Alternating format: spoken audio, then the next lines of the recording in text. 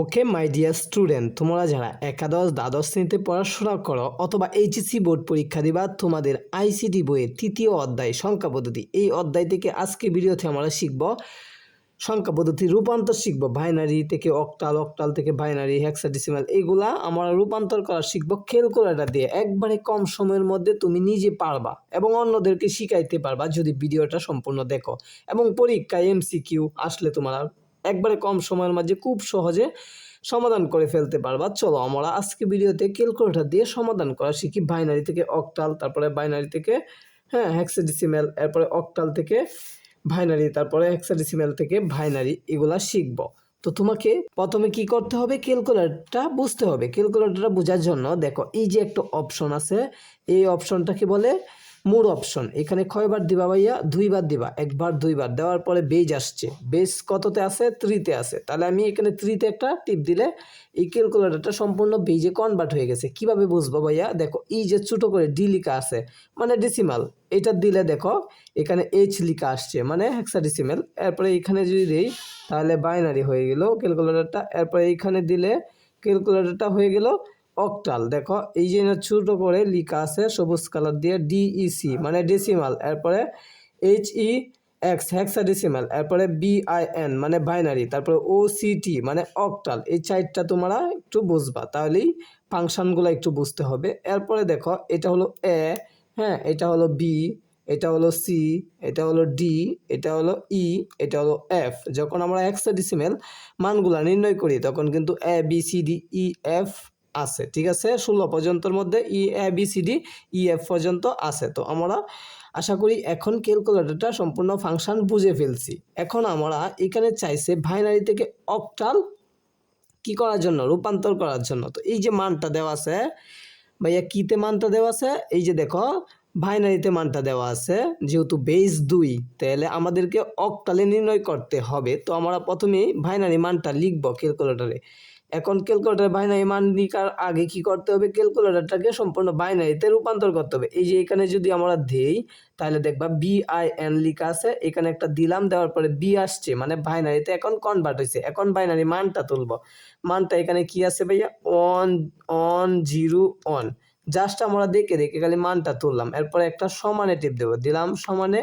দেওয়ার পরে এই যে মানটা আছে পুরাটা, এটা এখন আমরা কিতে কনভার্ট করব? অক্টালে কনভার্ট করব। অক্টালে কনভার্ট করার জন্য এই যে ওসিটি, এখানে একটা টিপ দিলে কিন্তু অক্টালে মানটা চলে আসবে। এই মানটার অক্টালে মানটা চলে আসছে 15। দেখো উত্তর হলো 15। তো আমরা এটা এখন পারলাম। এরপরেরটা দেখো বাইনারি থেকে হেক্সাডেসিমাল, এটা কিভাবে তুমি নির্ণয় করবা? এই যে মানটা দেওয়া আছে, কিতে দেওয়া আছে ভাইয়া? বাইনারিতে দেওয়া আছে। তো আমাদের ক্যালকুলেটরটা বাইনারিতে নেওয়ার জন্য বিআইএন এখানে একটা দিলেই বি আসছে মানে বাইনারিতে কনভার্ট হয়েছে। এখন মানটা তুলব 1 জাস্ট আমরা হুবহু মানটা তুললাম। এরপরে কি করব ভাইয়া? সমান একটা দিলাম। দেওয়ার পরে এখন যেহেতু আমরা হেক্সাডেসিমালে মানটা নিব, তো আমরা হেক্সাডেসিমালে মানটা নেওয়ার জন্য এই যে এটা এইচ ই এক্স, এইখানে একটা টিপ দিলে কিন্তু একসাথে মানটা চলে গেছে। তো উত্তর হয়েছে ডি। তো এইখানে আমাদের উত্তর পাইছি ডি, ঠিক আছে? এরপরে অক্টাল থেকে বাইনারিতে নিতে হবে আমাদেরকে মানটা। এই যে মানটা দেওয়া আছে ভাইয়া, বেজ মানে 8, বেজ কত ভাইয়া? 8 যেহেতু বেজ দেওয়া আছে, এটা কিসে দেওয়া আছে? অক্টালে মানটা দেওয়া আছে, আমাদেরকে নিতে হবে বাইনারিতে, ঠিক আছে? তো বেজ 2-তে নিতে হবে মানটা। তো যেহেতু এখানে মানটা দেওয়া আছে অক্টালে, তাহলে আমরা এখানে একটা দিলে ও আসছে মানে অক্টালে কনভার্ট হয়েছে ক্যালকুলেটরটা। এখন মানটা তুলব 2 3 4, জাস্ট আমরা মানটা তোলার পরে সমানে দিব। দেওয়ার পরে কিতে মানটা নিব? বাইনারিতে মানটা নিব। এই জন্য বিআইএন এখানে একটা টিপ দিলে কিন্তু বাইনারিতে মানটা চলে যাবে। তো মানটা কি আসছে? 100 এটাই হলো বাইনারি মান 234। এটা আছে কিসে মান? অক্টালে মান। বাইনারিতে নিলে মানটা আসবে কি? 100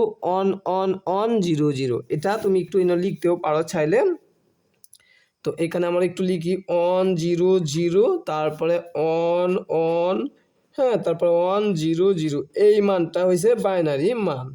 তো আমরা এখন পারলাম। এরপরে দিছে হেক্সাডেসিমাল থেকে বাইনারি, এই মানটা হুবহু তোমরা কি করবা?